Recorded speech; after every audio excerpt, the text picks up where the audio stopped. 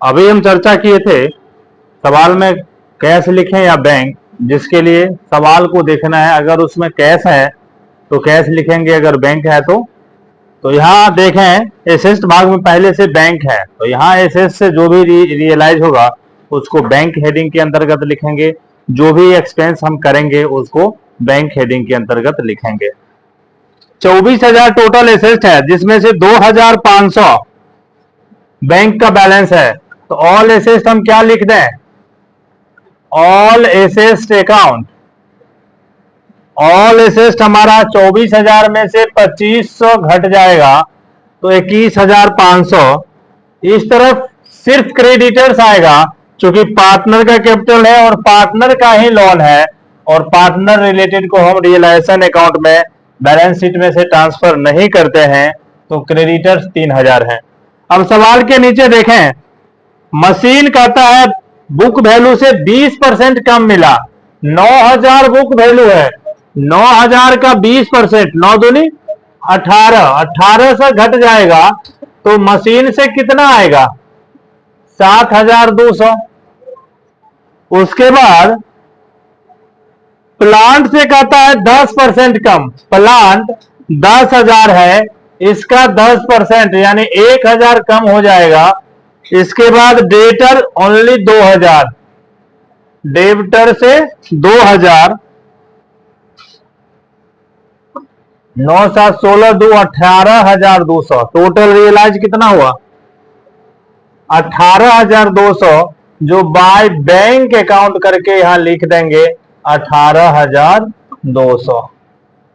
अब 3,000 क्रेडिटर है, जिसके लिए देखें कहता है 10% के डिस्काउंट पर, तो 3,000 का 10% 300 होगा। 3,000 में से माइनस कर देंगे 300, तो बचेगा कितना? 2,700। उसके बाद डिसोल्यूशन एक्सपेंसेज है 500, टू बैंक अकाउंट 500। और पिछला दिन भी हम बताए हैं कि आप देख के तय करें कि किधर ज्यादा होगा उधर पहले जोड़े। तो यहाँ 21,500 के बदले यहाँ 18,000 लिखाया, ये 3,000 के बदले 2700 लिखाया, लेकिन 500 एक एक्स्ट्रा अमाउंट बढ़ गया है ना, तो इधर ही ज्यादा होगा, इसीलिए पहले इधर जोड़ लें। 24,700 इधर लेके चले आए, 24,700, 2 और 5 7 8 3 11 3 24, 3,500 आपका लॉस निकला। इस लॉस को कहता है बराबर बांटने के लिए, बाय लॉस डिवाइडेड इनटू, दो गो पार्टनर है ए और बी अकाउंट इन रेशियो 1:1। 3,500 का आधा 1750 और 1750, ये दोनों का शेयर बनेगा। इसके बाद आप बना दें कैपिटल अकाउंट। कैपिटल दो पार्टनर हैं, दो अमाउंट के कॉलम के साथ अकाउंट बनेगा, ए बी, ए और बी। बाय बैलेंस बीडी, बातचीत नहीं करो, बाय बैलेंस बीडी ए का कैपिटल है 10,000, बी का कैपिटल है 7,000। To loss account, to loss account, loss हम निकाले हैं 1750 और 1750 जो यहां शेयर किए हैं, और कुछ भी नहीं है जो कैपिटल अकाउंट में आएगा।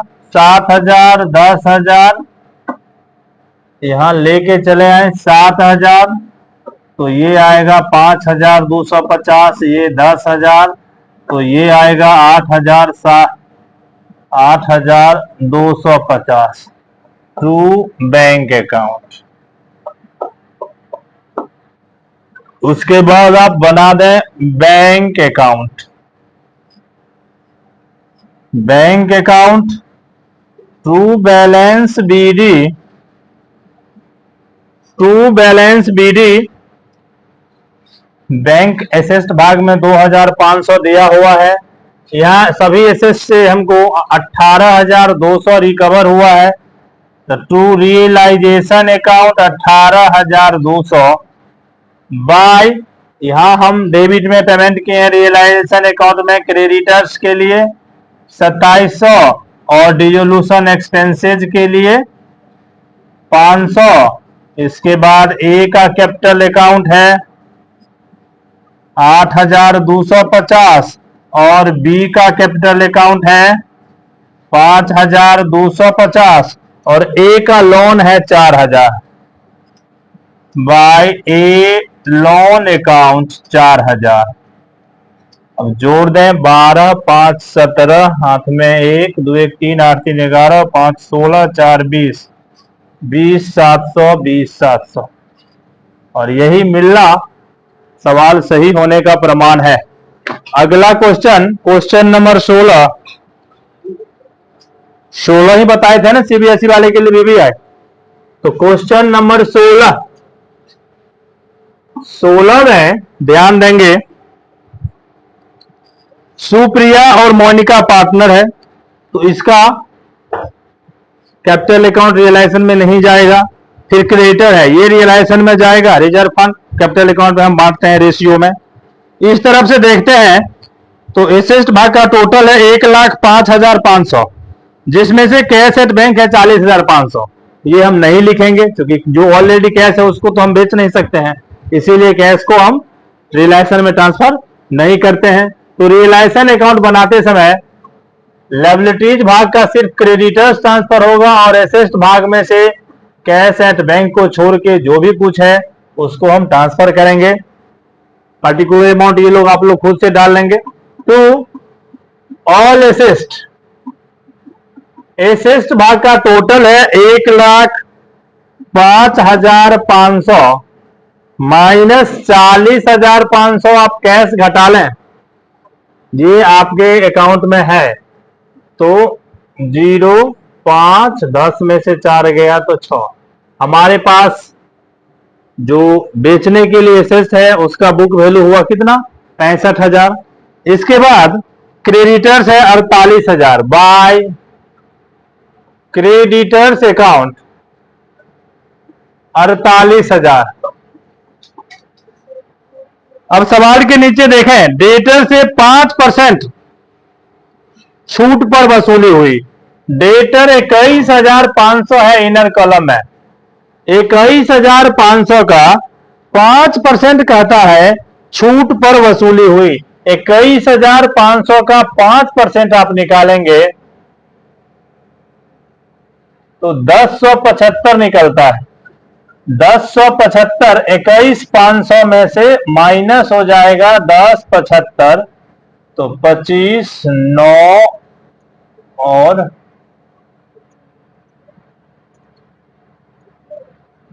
4 4 का 4 0 20 425। इसके बाद स्टॉक से 7,000, स्टॉक से 7,000, फिक्स एसेट से 42,000। ये हो गया डेटर, ये स्टॉक, ये फिक्स एसेट, सबको जोड़ दें 69,425। ये कैश हमको एसेट से मिला है और सवाल में कैश एट बैंक है, इसीलिए यहां हम हर जगह बैंक का ही प्रयोग करें कैश के बदले। 69,425। क्रेडिटर के बारे में कहता है creditor are paid in full, तो क्रेडिटर 48,000 है, 48,000 पेमेंट कर दिया गया 48,000। इसके बाद डिसोल्यूशन एक्सपेंसेस पेमेंट किया गया 1,500 to bank account 1,500 to bank account 1,500। 425 8 9 17 6 4 10 1 11 1,17,425। 5 2 5 9 5 14 5 1 6 814 1 15 2 17 29 25 to profit divided into Supriya और मोनिका अकाउंट इन रेशियो। इसके बीच का रेशियो 3:2 है। यहां ध्यान दें 29 25 को आप 3:2 में डिवाइड करें पचे 25, 4 29, 5 8 40, 2 42, पचे 25, 3 से गुना करें। सुप्रिया 5 से 15, 8 3 24, 1 25, 5 से 15, 2 17। मोनिका 5 दूनी 10, 8 दूनी 16, 1 17, 5 दूनी 10, 1 11।